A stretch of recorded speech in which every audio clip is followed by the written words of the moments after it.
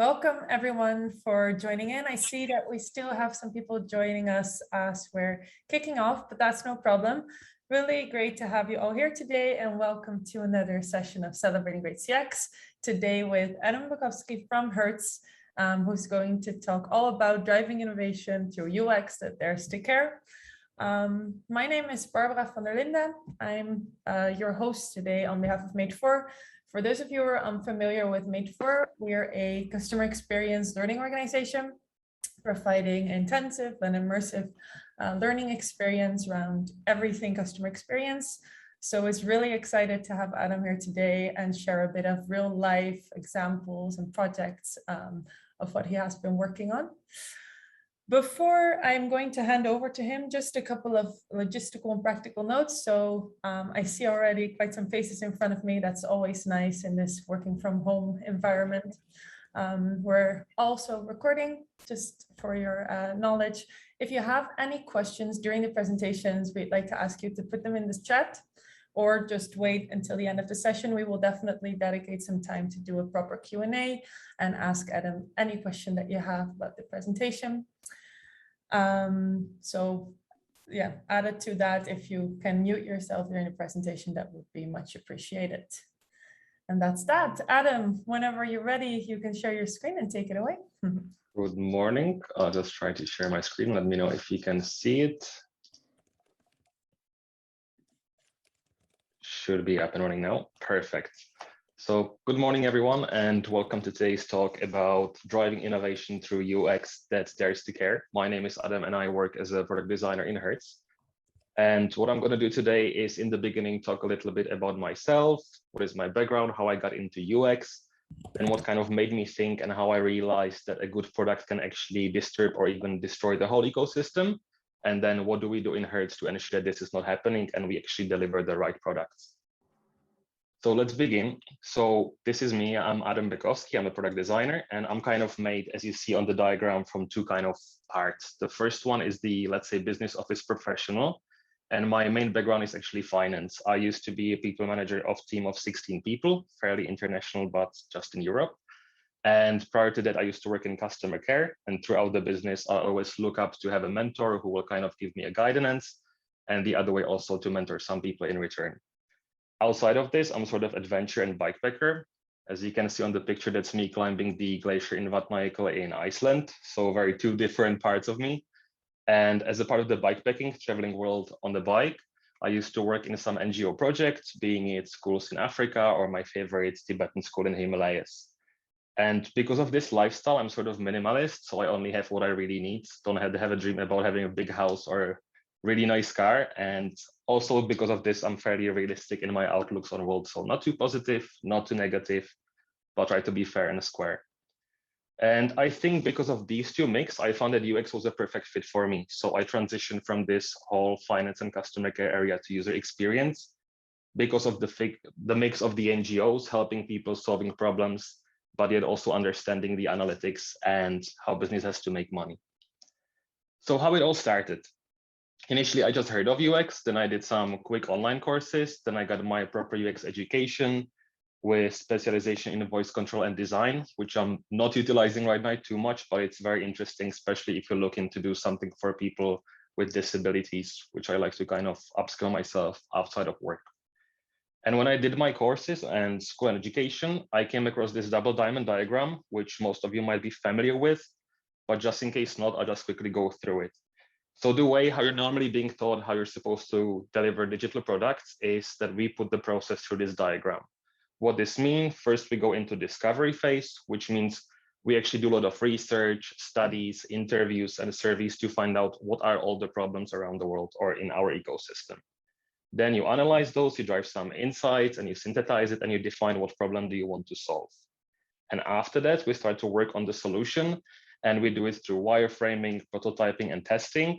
And once we develop the solution, we start to deliver it in a form of MVP, minimum viable product. So one feature after another, and we keep building up on it. So when I saw this as a part of my studies, I thought, perfect, this is brilliant. This is like the holy grail. I really want to work with this. And I start to literally look at the world from different angle. I went to look on day-to-day stuff around me and think, listen, what was the problem before? How did actually the designers came through the whole journey and fixed it? And I started to question everything. So what I looked at, for example, were the coffee pots. And I'm just going to talk about this a little bit so I can bring it back to the Hertz stuff for people who are not too much familiar with the current industry. So the coffee pots are brilliant, right? They save you time making coffee. The flavor is always consistent and there is no mess. You don't have any spilled coffee beans or the powder or too many messy spoons and cups, right? It's super convenient. So I always wanted one and I got one for Christmas. Only then to realize that suddenly I have so much issue with the wrapping. The coffee pots are wrapped in a plastic, which is inside a paper box, not to mention if you actually subscribe and get delivered them in more envelopes and stuff. After that, I realized I am tied into Nespresso capsules, which are not compatible with Tassimo or even like a generic ones from Lidl. So immediately I realized I'm actually spending much more. I'm not enjoying it. So I want to throw away my machine, but I realized, okay, now I have to pay a disposal fee. And when I talk to more and more people, I realize there's a whole issue behind these. You know, they take about 300 years to decompose. The annual cost is super high. You might as well go to Starbucks twice a day. And for example, in Germany, they were banned from the offices. So fair enough, they stopped using them in the offices, but now you have to destroy all of those machines. So the whole environmental ecosystem has been very disrupted just by a simple product called coffee pots. So I was just wondering, what did the designers do wrong? Why this did not work? And it made me start to think, what do I have to do as a designer?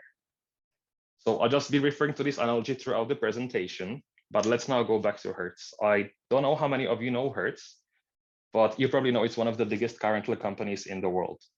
What I want to kind of bring in here to raise awareness, Hertz is over 100 years old. So it used to be a very traditional company. Let's say your grandfather used to rent a car with Hertz and it was for like word of mouth. He would tell his son, listen, Hertz is really good, use it for business, use it for your own holidays. And then because you would be going on holidays and renting with Hertz, you will keep renting and referring it to everyone else. But with the rise of internet, social media, and especially technology as such, Hertz has to go through massive digital transformation. And to some extent, it's still going through it.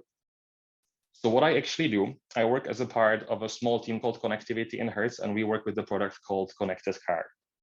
Well, this literally means that in one way or another, the vehicle is connected to the supplier and you can interact with it, being it unlock the vehicle, see the position, or get some basic diagnostic data.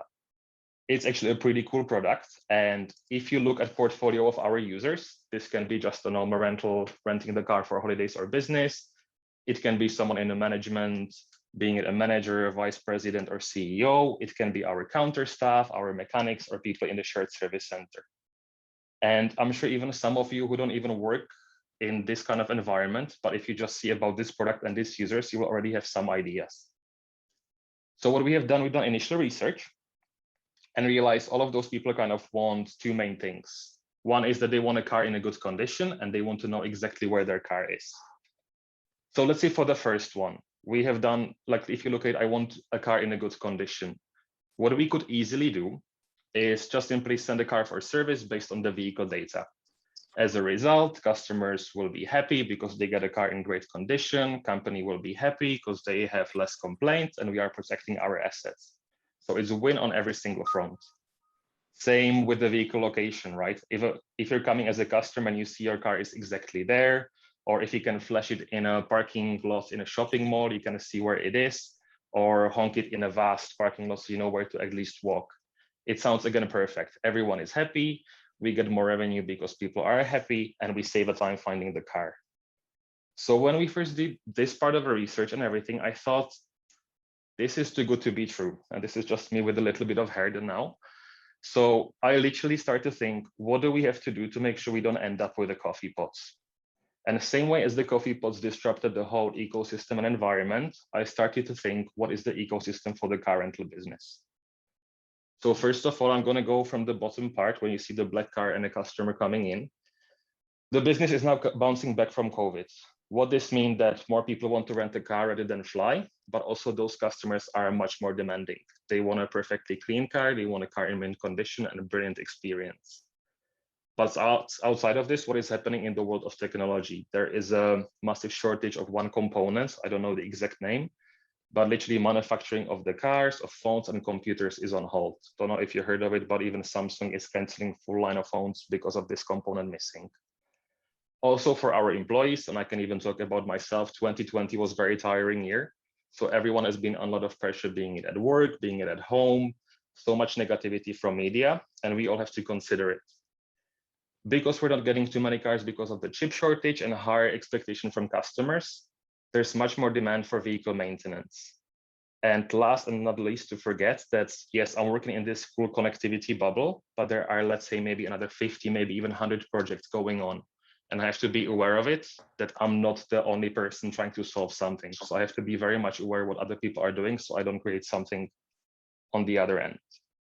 So when I just gave it a bit of thought, and before we started to develop and it fell down the line, I realized that what we initially thought would be so easy and will be like the coffee pot will actually not work.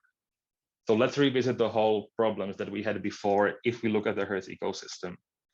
If you would still send the cars based on a service data, what's going to happen? Because we're not getting new cars from manufacturers, our customers will not be able to rent a car. Because our mechanics have already so many things to fix and we give them even more cars to fix, they'll be super stressed. And the knock-on effect with all the changes throughout the business can have a horrible effect. Let's say on the other part, if we want to find a car to, let's say, flashing the lights or honking the horn, what will be the consequence if you honk the horn in front of the hospital?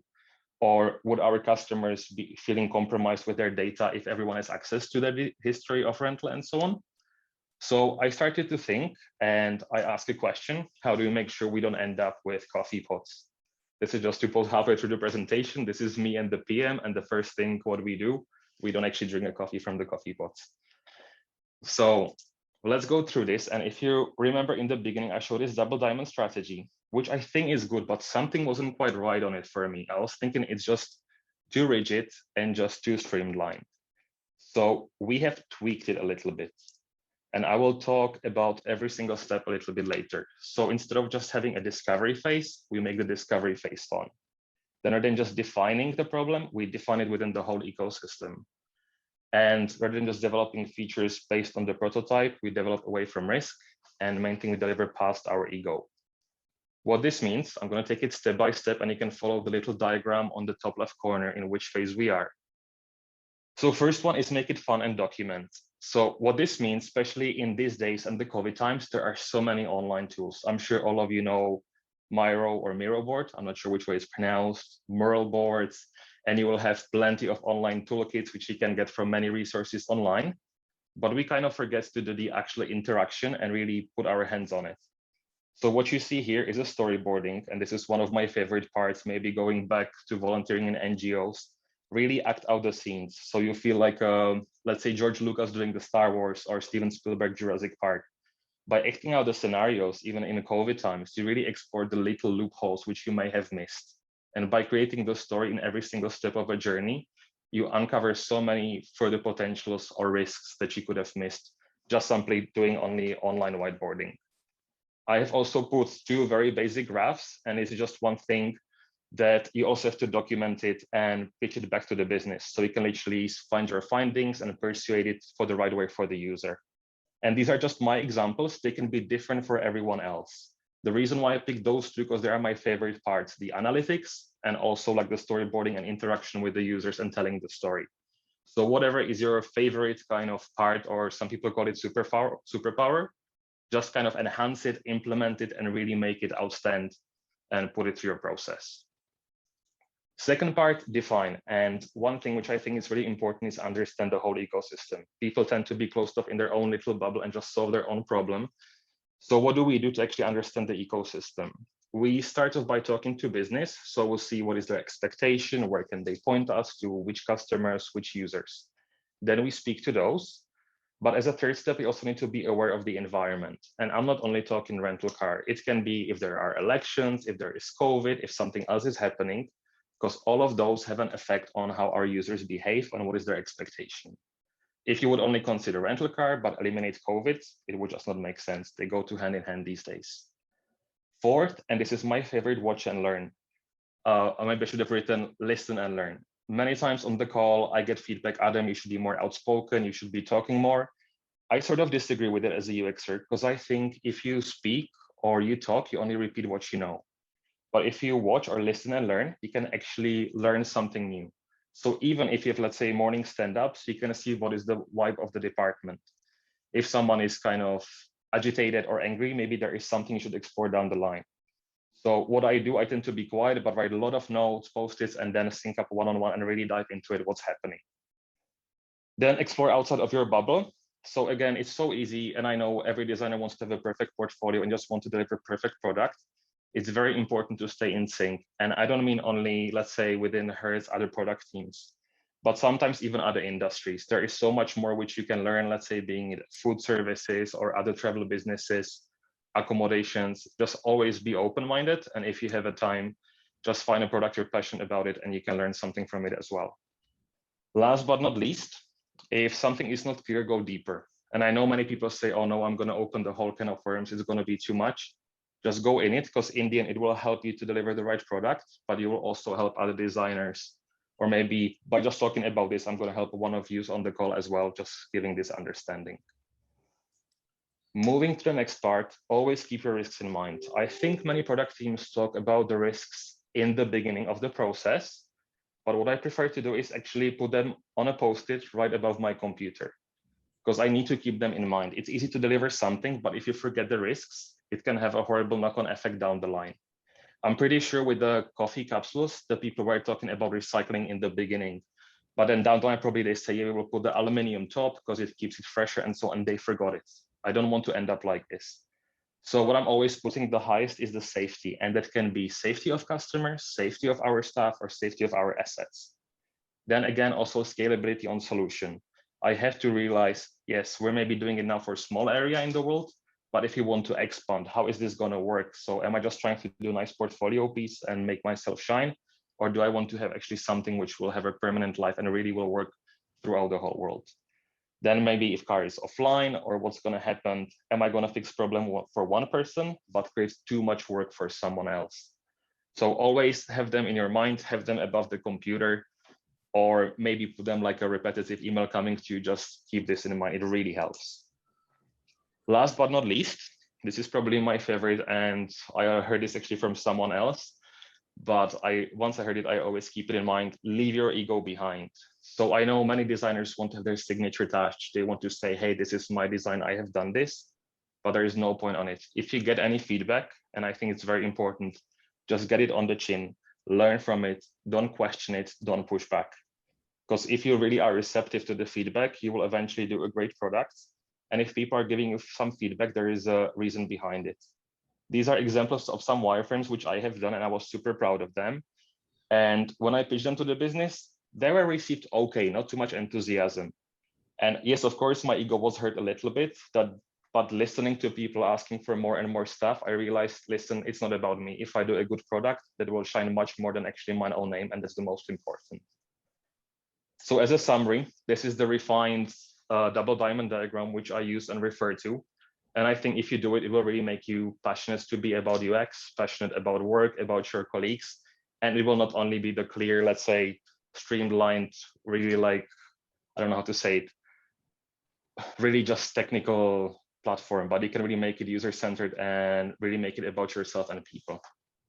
So at the end, I want to say, if you do dare to care, and that's only about customers, if you dare to care about business, your colleagues, your industry, your company, yourself, and your personal development, it will work and you will do great. You can see just quick preview of what we're trying to do. And I've put there the Nintendo Switch console as well. We are not designing for Nintendo Switch, but it's kind of like a paraphrase. I want to say Nintendo is not the most polished playing console. It doesn't have the nicest graphic, but it's actually liked by everyone, being it kids, teenagers, adults, or even the older adults, because you can play with each other and it has so much enjoyment. So not always you have to be flashy and disruptive, but if you do something that people want to uptake, you will do really good. And that's all from my side. Thank you for listening. And if you have any questions, please feel free to ask. Awesome. Thank you so much. I see already some silent claps here and a thumbs up and more clapping. So thank you so much, Adam. Really great job. You're welcome. I would like to invite everyone, indeed, if you have any questions, just pop them in the chat. I see that there is one already. So let's just start with that, but please feel free to add as we go. So Adam, maybe if you can stop sharing your screen, we are able to see everyone. Yes, hello. So the first question is from Clara. Let me read it out loud. First of all, big compliment. So awesome, Adam. And then the question, how do you convey this cultural and values aspects to your teams and across your organization? So it's a good question. I think it's kind of like a growing a tree structure. You can't do it in a big impact to tell to everyone. But I would say main thing is like make it grow. So first do it within the squad, really foster the honest feedback and really make sure that all of your teammates are really engaged. It might sound bad, but it's like try to make sure that your team is working because they care about the product. So have the right people on the right posts. And then kind of, I would say as a shining squad, you will spread it throughout the whole environment. And even outside of work, like I know many people go to work and say, I'm dreading to work today. I'm not like this. I'm just happy to actually do it. And it spreads across the organization, I would say. Great. I see another thumbs up. So Clara, hopefully that answers your question. All right. And another question I see from Heather here. Again, thank you. And do you have any other tips for making discovery phase fun? Well, I can tell maybe one, especially in COVID times, I really struggle with not being able to do user interviews and surveys. So I don't know if everyone is from Europe, but at least here in Ireland, before you were going to the shop, there were used to be those huge queues, and let's say 50 people outside, you have to wait 15, 20 minutes. And what I used to do, because people were just bored, everyone was on the phone. I was like, hey, listen, do you mind asking a few questions? Because of COVID, I'm doing this cool thing. Would you mind to interact? And I was surprised of the uptake of the people. They really enjoy it. Some of them even request connection on LinkedIn and want to be included. So I would just say, don't only think, don't look up online for all the toolkits and all the processes, really be creative. And sometimes what helps me is go to back when I used to be a teacher in kindergarten in India and apply the same processes. It makes it much more fun and you can really challenge it. Great. Does that answer your question, Heather? Do you have inspiration now? I do, thank you. Awesome. Quick question about that as well, because you're indeed referring that you missed that during the COVID period of not doing the user testing. Did you have any experience though during that time with some best practices around online user testing, or maybe some tools and tips or techniques that you've tried that you feel quite confident? I'll be very honest. I've tried few, but I'm still struggling with it, because especially the reason why I wanted to get to UX is the interaction with the users. Now it's a lot of Zoom calls. And I feel even if I try to do it remotely, I even attend some LinkedIn or Facebook groups where people volunteer to be testers. I still feel maybe this is my fault, I don't know, but it's so hard to get that pure transparency, because you tell people I'm recording the session, they say it's totally fine, but they can see in their face they're saying one thing, but they think something else. So it's a challenge. If someone has any tips, please do let me know. But I really try to go, if you're in a park or if you attend to some party, which probably you shouldn't these days, just really fish for the users whenever you can. Any feedback is good. We're all humans. Doesn't matter which part of the world, you can still get some quick bounces from that. Great shout indeed. Thanks for that. Are there any other questions? So also not necessarily to put it in the chat. If you'd like to raise your hand and unmute yourself, please feel free to do so. I will give a moment for people to think about it.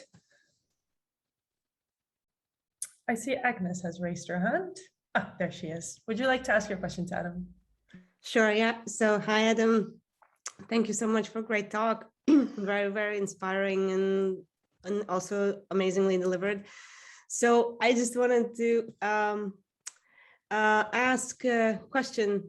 So how do you ensure the balance between the speed and usual rush that is in the business, and then still make sure that the product is not turning into the coffee pot? Because I imagine that also coffee pot designers, when they figured out this formula or designed the product, and so many positive response was there, it just feels like, okay, we have a winning formula, let's go. Mm-hmm. On this one, I would say the key is to have a really good PM, because the project manager that I have is really user-centered focused, and you can easily see that some PMs would be very like listening only to business, what business wants. But if you have a perfect, let's say, working synergy with your product manager and they understand what is it, what you can do is kind of prioritize different features. Let's say sometimes you can think we need to do this for the business, but it might have a knock-on effect on the users. And if you compared, maybe we do this first for the users and business can cope with it first. Once you have that mutual dialogue and PM understands the power of UX, that can help a lot. So for example, what we do these days, every morning, literally we just go onto Zoom or Teams for 2-3 hours and we both work separately. But if there's any discussion, it's like we are sitting in the office. We have that fluent dialogue every day for 2-3 hours. So we're fully in sync and understand each other's vision.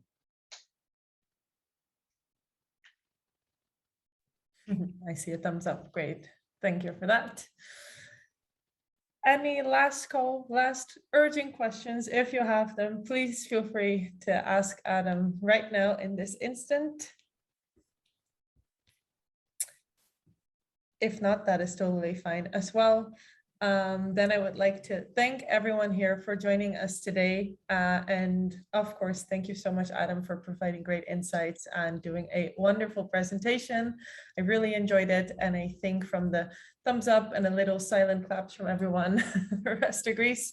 What I do like to do still is launch a quick poll survey just to understand a bit of the overall rating and experience of those of you attending today. So if you can take a couple of moments to fill out the poll that I'm now launching, please feel free to do so. Thanks again, Adam. Wishing everyone a really great day. Thank you so much for joining and speak next time. Thank you, everyone. Very enjoyable. Have a good day. Bye.